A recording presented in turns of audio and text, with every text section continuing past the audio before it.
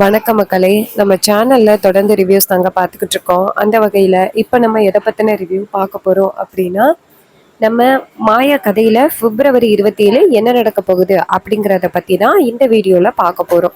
So மறக்காம இந்த வீடியோக்கு லைக் பண்ணிக்கோங்க. நம்ம சேனலை சப்ஸ்கிரைப் பண்ணிட்டு பக்கத்துல உள்ள பெல் ஐக்கானையும் கிளிக் பண்ணி ஆல்னு செட் பண்ணிக்கோங்க. அப்பதாங்க அடுத்து வீடியோஸ் போடும் பொழுது உங்களுக்கு நோட்டிபிகேஷன் வரும், பார்க்கலாம்.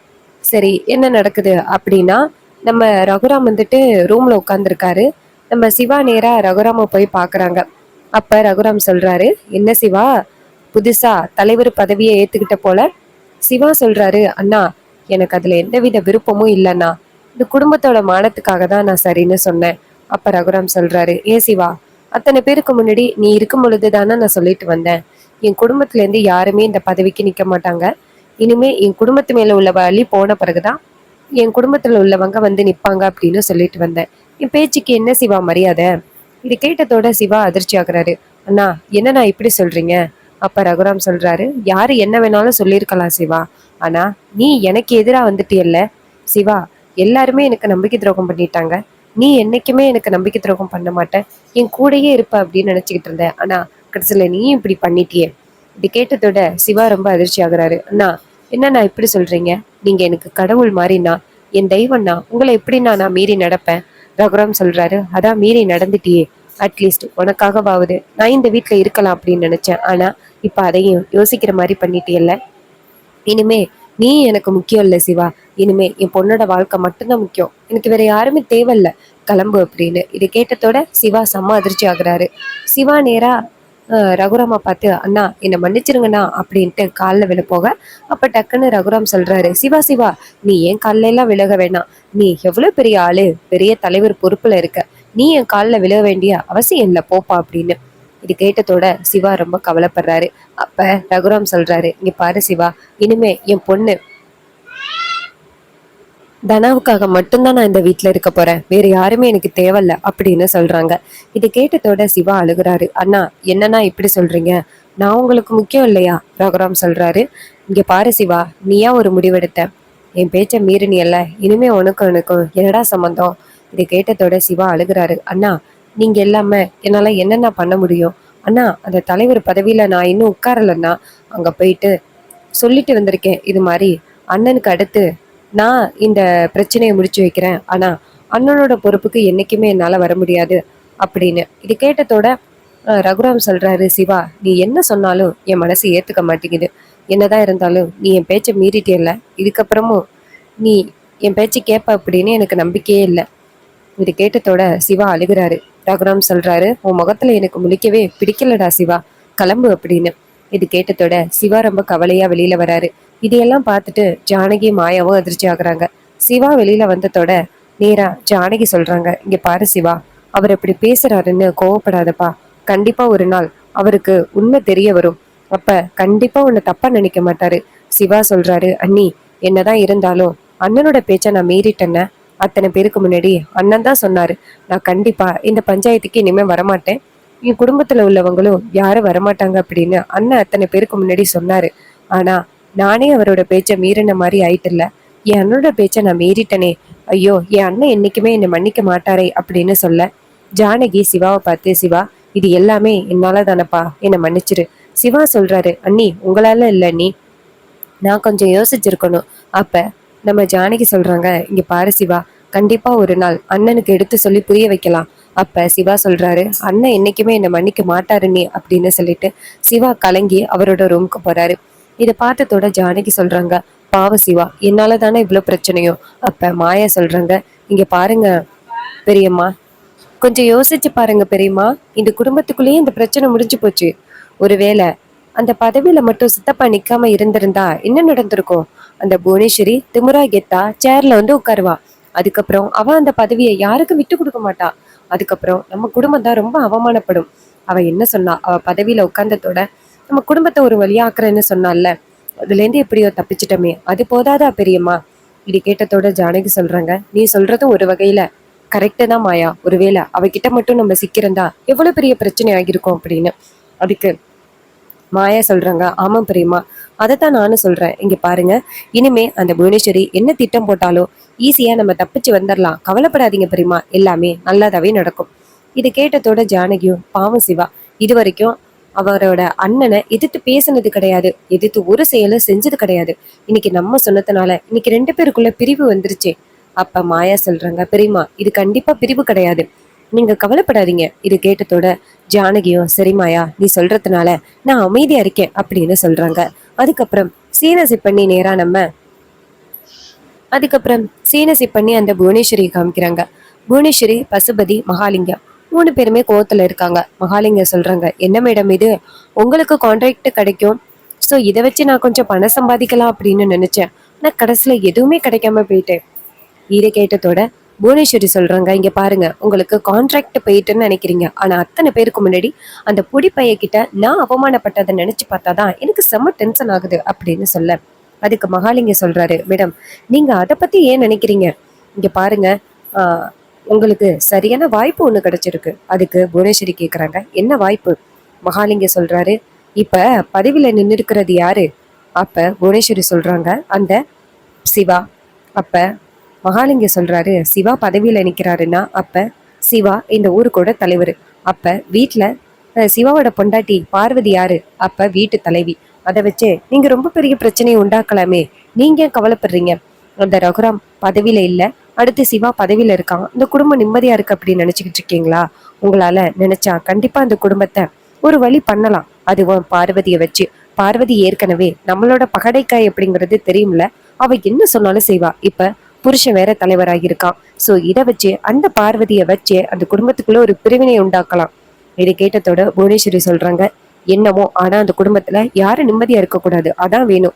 மகாலிங்க சொல்றாரு, இங்க பாருங்க, நான் இப்பவே பார்வதிய கோயிலுக்கு கூப்பிடுறேன், அவ வருவா, வந்ததோட அவகிட்ட பேச வேண்டியதெல்லாம் பேசுங்க. இது கேட்டதோட புவனேஸ்வரியும், சரி, ஆனா அவ என்கிட்ட பேசுவாளா? பார்வதி சொல்லு. மகாலிங்க சொல்றாரு, அதெல்லாம் பேசுவா, நீங்க பேசுனா எல்லாம் சரிப்பட்டு வரும். இது கேட்டதோட அந்த புவனேஸ்வரியும் சரி அப்படின்னு சொல்றாங்க. அதுக்கப்புறம் மகாலிங்கம் நேரா அந்த ரகுராம் வீட்டுக்கு ஃபோன் பண்றாங்க. அப்ப நம்ம பார்வதி தான் ஃபோன் எடுக்கிறாங்க. பார்வதி ஃபோன் அட்டன் பண்ணி, சொல்லுங்க மாமா. அப்ப மகாலிங்கம் சொல்றாரு, இங்க பாருமா பார்வதி, உன் புருஷன் தான் இப்ப தலைவர் ஆயிட்டான் அப்படின்னு கேள்விப்பட்டேன், கங்க்ராச்சுலேஷன்மா. அப்ப பார்வதி சொல்றாங்க, ஆமா, அவரு தலைவரா நின்னாரு, அவருக்கு கொஞ்சம் கூட விருப்பமே இல்லையா. அப்ப மகாலிங்கம் சொல்றாரு, என்னதான் இருந்தாலும் அத்தனை பேருக்கு முன்னாடி நான் தான் தலைவர் அப்படின்னு நின்னாருல்ல, அதுவே ஒரு பெரிய விஷயம் தானே, அதுக்காக நீ கோயிலுக்கு வந்துட்டு அர்ச்சனை எல்லாம் பண்ணலாம்ல. இது கேட்டதோட பார்வதி சொல்றாங்க, கண்டிப்பா மாமா, இப்ப நான் கோயிலுக்கு தான் கிளம்பிட்டு இருக்கேன். இது கேட்டதோட மகாலிங்கமும் சரிம்மா அப்படின்னு சொல்லிட்டு போனை கட் பண்றாரு. அப்ப மகாலிங்க புவனேஸ்வரிய பார்த்து, அந்த பார்வதி இன்னும் கொஞ்ச நேரத்துல கோயிலுக்கு வர போறா, அவகிட்ட போயிட்டு பேச்சு கொடுத்தீங்கன்னா உங்களால முடிஞ்ச அளவுக்கு ஒரு சில விஷயங்களை கலெக்ட் பண்ணலாம். இதை கேட்டதோட அந்த புவனேஸ்வரியும் சரி அப்படின்னு சொல்லிட்டு புவனேஸ்வரி பசுபதி சேர்ந்து கோயிலுக்கு போறாங்க. அங்க நம்ம பார்வதி எதேச்சியா கோயிலுக்கு வர மாதிரி வராங்க. நம்ம புவனேஸ்வரியும் பசுபதியும் எதேச்சியா கோயிலுக்கு போற மாதிரி போறாங்க. அப்ப அந்த இடத்துல பார்வதி புவனேஸ்வரியை பார்த்ததோட அப்படியே அந்த பக்கமா போக, புவனேஸ்வரி நேரா பார்வதியை பார்த்துட்டு, பார்வதி எங்க போற? அப்ப பார்வதி சொல்றாங்க, உங்ககிட்ட பேசுறத யாராவது பார்த்தா பிரச்சனை ஆகிரும். அதுக்கு புவனேஸ்வரி சொல்றாங்க, ஏமா என்கிட்ட பேசினா என்ன ஆக போகுது, ஊர் தலைவி என்கிட்ட பேசுறது பிரச்சனையா? இது கேட்டதோட பார்வதி டக்குன்னு நிக்கிறாங்க. அப்ப புவனேஸ்வரி சொல்றாங்க, இங்க பாரு, சிவாவோட பொண்டாட்டினே, சிவா இந்த ஊரோட தலைவர், நீ இப்படி தனியா வரலாமா, உனக்கு காரெல்லாம் இல்லையா? அப்ப பார்வதி சொல்றாங்க, இல்ல, அதெல்லாம் யாரு கொடுக்குறா? அப்ப புவனேஸ்வரி சொல்றாங்க, இங்க பாரு பார்வதி, என்ன இப்படி பேசுற, நீ தான் அந்த வீட்டுல இனிமே எல்லா பொறுப்புகளையும் எடுத்து நடத்தணும். இங்க பாரு, ரகுராம் தலைவரா இருந்தாரு, அதனால வீட்டோட பொறுப்பு, வீட்டோட கொத்து சாவி எல்லாமே ஜானகிட்டே இருந்துச்சு. ஆனா இப்ப சிவா தானே ஊர் தலைவர், அப்ப உன்கிட்ட தானே அந்த கொத்து சாவி இருக்கணும், வீட்டோட பொறுப்புகள் எல்லாமே இருக்கணும். இன்னுமா நீ அந்த ஜானகிட்ட எல்லாமே கேட்டுக்கிட்டு இருக்க? இது கேட்டதோட பார்வதி யோசிக்க ஆரம்பிக்கிறாங்க. அப்ப புவனேஸ்வரி சொல்றாங்க, இங்க பாரு பார்வதி, இனிமே வந்துட்டு உன் புருஷன் தான் தலைவர் அப்படின்னு ஆகி போச்சு, இதுக்கப்புறமும் அந்த வீட்டோட சாவிய ஜானகிட்ட கொடுத்துட்டு எதுக்கு நீ வேடிக்கை பார்த்துக்கிட்டு இருக்கணும், உன் லைஃப நீ பார்க்கணுமா இல்லையா? இது கேட்டதோட யோசிக்க ஆரம்பிக்கிறாங்க பார்வதி. அப்ப பசுபதி நேரா புவனேஸ்வரி கிட்ட அவ யோசிக்க ஆரம்பிக்கிறா. இது கேட்டதோட புவனேஸ்வரி சொல்றாங்க, ஆமா அப்படின்னு சொல்லிட்டு நேரா பார்வதியை பார்த்து, இங்க பாரு பார்வதி, போதும், இத்தனை நாளும் நீ விட்டு கொடுத்து வாழ்ந்தது எல்லாமே, இத்தனை நாளும் ரகுராம் வந்துட்டு தலைவரா இருந்தாரு, அவரால் முடிஞ்ச அளவுக்கு வீட்டுல உள்ள சொத்துக்கள் எல்லாத்தையுமே அவர் தான் அனுபவிச்சாரு, அந்த ஜானகியும் வேணுங்கிற அளவுக்கு அவங்க தான் அனுபவிச்சாங்க. பொண்ணுக்கு 20-25 பவுனுக்கு மேல போட்டு கட்டி கொடுத்தாங்க. அப்புறம் மாயாவுக்கும் சேர்த்து பவுன் போட்டா. இதெல்லாம் உன்னால எதுவும் பண்ண முடியுமா? உனக்கும் குழந்தை குட்டி இருக்குல்ல, இனிமே நீ அந்த பொறுப்புகளை பாத்துக்க. நீ போயிட்டு கேளு, யாரு கொடுக்காம இருப்பான்னு பாப்போம். இது கேட்டதோட பார்வதி சொல்றாங்க, ஆமா நீங்க சொல்றது வாஸ்தவம் தான். இத்தனை நாளும் மாமா தான் தலைவரா இருந்தாரு, அதனால அக்கா தான் வந்துட்டு வீட்டோட பொறுப்புகளை பார்த்துக்கிட்டு இருந்தாங்க. வீட்டோட கொத்து சாவியும் அவங்க கிட்ட இருந்துச்சு. இப்ப என் புருஷன் தான் தலைவரா இருக்காரு, அதனால என் புருஷனோட பொண்டாட்டியான நானு என்கிட்ட தான் அந்த கொத்து சாவி இருக்கணும். சரி, நான் இன்னைக்கு போய் கேட்கறேன் அப்படின்ட்டு பார்வதி அந்த இடத்துல இருந்து போறாங்க. இதை கேட்டதோட புவனேஸ்வரி சந்தோஷப்படுறாங்க. மகாலிங்க சொல்றாரு, செமையா கொம்பு சீவி வச்சிருக்கீங்களே. அப்ப புவனேஸ்வரி சொல்றாங்க, இதுவே அந்த வீட்டுக்குள்ள பெரும் பிரச்சனை வரப்போகுது அப்படின்னு. அதுக்கு மகாலிங்க சொல்றாரு, ஏதோ ஒண்ணு, அந்த குடும்பத்துல உள்ளவங்க நிம்மதி இல்லாம இருந்தாலே போதும், அதுதான் எனக்கு வேணும். அதுக்கு புவனேஸ்வரி சொல்றாங்க, அதெல்லாம் நடக்க வேண்டியது கட்டாயம் நடக்கும். அதுக்கு மகாலிங்க சொல்றாரு, ஏன் பொண்ணு அந்த வீட்டுல மருமகளா எடுக்காம விட்டாங்கல்ல, குடும்பத்தை இன்னும் நான் என்னெல்லாம் பண்ண போறேன் அப்படின்னு காத்திருந்து பாருங்க அப்படின்னு. இன்னொரு பக்கம் மகாலிங்கம் ரொம்ப சந்தோஷத்துல இருக்காரு. இன்னொரு பக்கம் பார்வதி வீட்டுக்கு போறாங்க. பார்வதி வீட்டுக்கு போயிட்டதோட நேரா சாமி கும்பிடுறாங்க. சாமி கும்பிட்டதோட சாமி நகை எல்லாம் எங்க இருக்குன்னு கேக்குறாங்க. அதுக்கு ஜானகி கேக்குறாங்க, ஏன் பார்வதி சாமி நகை எங்க இருக்குன்னு கேக்குற? அப்ப பார்வதி சொல்றாங்க, இல்ல எனக்கு பார்க்கணும்னு தோணுச்சு, அதான் கேட்டேன். அப்ப ஜானகி சொல்றாங்க, அந்த சாமி நகைய கோவில் பூஜை அப்ப மட்டும்தான் நான் அந்த சாவியை வச்சு திறப்பேன், மத்தபடி நான் எதுக்கும் திறக்க மாட்டேன். அப்ப பார்வதி சொல்றாங்க, அப்ப சாவி உங்ககிட்ட மட்டும்தான் இருக்கணும்னு சொல்றீங்களா? ஜானகி சொல்றாங்க, பார்வதி என்ன அப்படி பேசுற? நான் அப்படியெல்லாம் பேசவே இல்லையே. அப்ப பார்வதி சொல்றாங்க, நீங்க அப்படிதான் பேசுறீங்க. இத்தனை நாளும் ஊர் தலைவரா இருந்தது உங்க புருஷன், அதனால உங்க புருஷனோட சாவியை வந்து நீங்க வச்சிருந்தீங்க. ஆனா இப்ப புருஷன் தானே ஊர் தலைவரா இருக்காரு, அதனால கண்டிப்பா அந்த சாவி என்கிட்டதான் இருக்கணும், அந்த சாவியை கொடுங்க அப்படின்னு சொல்லி கேட்டதோட வீட்டுல உள்ள எல்லாருமே அந்த இடத்துக்கு கூடுறாங்க. ஜானகி சொல்றாங்க, ஏன் பார்வதி இவ்வளவு பெரிய பிரச்சனையை கொண்டு வர? அப்ப பார்வதி சொல்றாங்க, இங்க பாருங்க, இங்க பாருங்கக்கா, இனிமே அந்த சாவி என்கிட்டதான் இருக்கணும், என் புருஷன் தானே ஊர் தலைவர், அப்ப இந்த வீட்டுக்கும் அவர் தான் தலைவர். அப்ப அந்த இடத்துக்கு சிவா வராரு. சிவா வந்துட்டு, பார்வதி என்ன நடக்குறீங்க? பார்வதி சொல்றாங்க, என்னங்க, இந்த வீட்டோட சாவி என்கிட்டதான் இருக்கணும். அப்ப சிவா சொல்றாரு, என்ன பேசுற? பார்வதி சொல்றாங்க, இங்க பாருங்க, இந்த ஊர் தலைவர் ஆயிட்டீங்க நீங்க, அப்ப வீட்டோட தலைவரும் நீங்க தான். அவருதான் அவரோட பொண்ணோட வாழ்க்கை மட்டும்தான் முக்கியம் அப்படின்னு விலகிட்டாரு. இனிமே நீங்க தானே இந்த வீட்டோட பொறுப்புகளை பாத்துக்க போறீங்க. அப்ப வீட்டோட பொறுப்புகளை பாத்துக்கிறவரோட பொண்டாட்டி கிட்ட தானே வீட்டோட சாவி, கொத்து சாவி இருக்கணும். அப்ப என்கிட்ட கொடுங்க அந்த கொத்து சாவிய. இதை கேட்டதோட நம்ம சிவா வந்துட்டு செம்ம டென்ஷன் ஆகி பார்வதியை அடிக்க போறாரு. அப்ப பார்வதி சொல்றாங்க, என்னையே அடிக்க வந்துட்டீங்கல்ல, வீட்டோட சாவி என்கிட்ட இல்லைன்னா நான் ஏன் இந்த வீட்டுல இருக்கணும் அப்படின்னு சொல்லி கேக்குறாங்க. அப்ப மாயா சொல்றாங்க, சித்தி என்ன பேசுறீங்க? பார்வதி சொல்றாங்க, மாயா, நீ தேவையில்லாம இதுல இடையில வராரு, நீ பேசுறதுக்கு கொஞ்சம் கூட உரிமை இல்ல, உனக்கு இந்த குடும்பத்துக்கும் என்ன உரிமை இருக்கு? அப்ப மாயா சொல்றாங்க, என்ன உரிமை இருக்கா? நான் இந்த வீட்டோட பொண்ணுதான், ஞாபகம் வச்சுக்கோங்க. அதுக்கு பார்வதி சொல்றாங்க, சும்மா கோவில்ல தட்டு தாம்பலம் மாத்திக்கிட்டா நீ இந்த வீட்டோட பொண்ணாகிருவியா? நீ இந்த வீட்டோட பொண்ணு இல்லடி அப்படின்னு. அப்ப நம்ம ஜானகி நேரா பார்வதியை பார்த்து, பார்வதி ஏன்டி இப்படி பண்ற, ஏன் தான் இப்படி பண்ற? அப்ப பார்வதி சொல்றாங்க, அக்கா போதும்க்கா, இத்தனை நாளும் உங்களுக்கு அடிமையா இருந்தது. அப்ப பத்மா இதையெல்லாம் பார்த்துட்டு செம்ம ஷாக் ஆகுறாங்க, பார்வதியா இப்படி பேசுறது? அப்ப பத்மா நேரா பார்வதியை பார்த்து, பார்வதி என்ன பேசுற? பார்வதி சொல்றாங்க, அக்கா போதும்க்கா, இத்தனை நாளும் உங்க எல்லாருக்கும் நான் அடிமையா இருந்தது போதும், என் புருஷன் தான் ஊர் தலைவர் ஆகிட்டாருல்ல, அப்ப அவரோட பொண்டாட்டி என்கிட்டதான் சாவி இருக்கணும், அதை கொடுங்கன்னு நான் உரிமையா தான் கேக்குறேன், ஆனா அதை கொடுக்க மாட்டேன்னு சொல்லி எல்லாருமே முரண்டு பிடிக்கிறீங்க, இதெல்லாம் என்ன நடக்குது எனக்கு ஒன்னும் புரியல. அப்ப நம்ம ரகுராம் வந்துட்டு அமைதியா இருக்காரு. அப்ப பார்வதி சொல்றாங்க, இதுக்கு மேலேயும் நான் வீட்டுல இருந்து என்ன பண்ண போறேன், நான் வீட்டை விட்டு போறேன் அப்படின்ட்டு கிளம்புறாங்க அவங்களோட பொட்டி படிக்கையெல்லாம் எடுத்துக்கிட்டு. இதை பார்த்ததோட சிவா சொல்றாரு, அண்ணா போய் தொலையட்டும்னா, நீங்க கேட்காதீங்க, இந்த வீட்டோட பொறுப்பு ஜானகி என்கிட்ட இருக்கிறது தானா சரி, இவகிட்ட எல்லாம் போய் இந்த வீட்டோட பொறுப்பு இருக்கணும் அப்படின்னு அவசியமே கிடையாது. இங்க பாருங்க, இவளுக்கெல்லாம் நீங்க பயந்து இந்த சாவியை கொடுக்க வேண்டிய அவசியம் இல்ல. அப்ப பார்வதி சொல்றாங்க, சரி சாவியை நீங்களே வச்சுக்கிட்டு சந்தோஷமா இருங்க, நான் இந்த வீட்டை விட்டு போறேன் அப்படின்ட்டு பார்வதி கிளம்புறாங்க. அப்ப டக்குன்னு ரகுராம், பார்வதி நில்லு அப்படின்னு சொல்ல பார்வதி நிக்கிறாங்க. அப்ப ரகுராம் நேரா ஜானகியை பார்த்து, அந்த சாவியை கொடு அப்படின்னு கேட்க, ஜானகி மறுவார்த்தை எதுவுமே பேசவே இல்லை.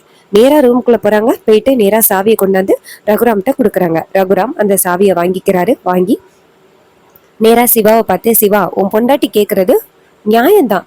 இந்த ஊர் தலைவரா நீ இருக்கிற அப்படின்னா பொண்டாட்டி கிட்ட தான் சாவி இருக்கணும், அதனால நான் சாவியை கொடுக்குறேன் அப்படின்ட்டு நேரா பார்வதி கிட்ட இந்தா சாவி அப்படின்னு சொல்ல பார்வதி அந்த சாவியை ரொம்ப சந்தோஷமா வாங்குறாங்க. சிவா நேரா அவங்க அண்ணனை பார்த்து, அண்ணா என்னன்னா இவெல்லாம் கேட்டா அப்படிங்கிறதுக்காக நீங்க சாவியை கொடுக்கணும் அப்படின்னு அவசியமே கிடையாது, ஏன்னா இப்படி பண்றீங்க? ரகுராம் சொல்றாரு, சிவா எடுத்த முடிவு ஒண்ணுதான், இதுல எந்த மாற்றமும் இல்லை, இதுக்கும் நீ முரண்டு பிடிப்பேன் அப்படின்னா என்னால ஒன்றும் பண்ண முடியாது. அப்ப சிவா சொல்றாரு, சரிண்ணா உங்களோட முடிவுன்னா சரி அப்படின்னு சொல்லிட்டு சிவா சொல்றாரு, ஏய் பார்வதி தேவையில்லாம வீட்டுக்குள்ள பல பிரச்சனைகளை கொண்டுட்டு வர. அப்ப பார்வதி சொல்றாங்க, என்னங்க நம்ம உரிமையை தான் நான் கேட்டேன், அதை போயிட்டு இங்க இப்படி பேசுறீங்க? அதுக்கு சிவா சொல்றாரு, நம்ம உரிமையா? இது நம்ம உரிமையாடி, அன்னிக்கிட்ட பொறுப்பு இருக்கிறது தாண்டி கரெக்ட். உனக்கு என்னடி பண்ண முடியும்? உனக்கு ஒரு வார்த்தை கூட தெரியவே தெரியாது, என்ன சமாளிக்கணும் அப்படின்னு கூட தெரியாது, நீ இந்த வீட்டோட பொறுப்பை பார்த்துப்பியா? அப்ப பார்வதி சொல்றாங்க, நான் இந்த வீட்டோட பொறுப்பை நல்லபடியா பார்த்துப்பேன் அப்படின்னு சொல்லிட்டு சாவியை கொண்டுகிட்டு ஜாலியா ரூம்குள்ள போறாங்க.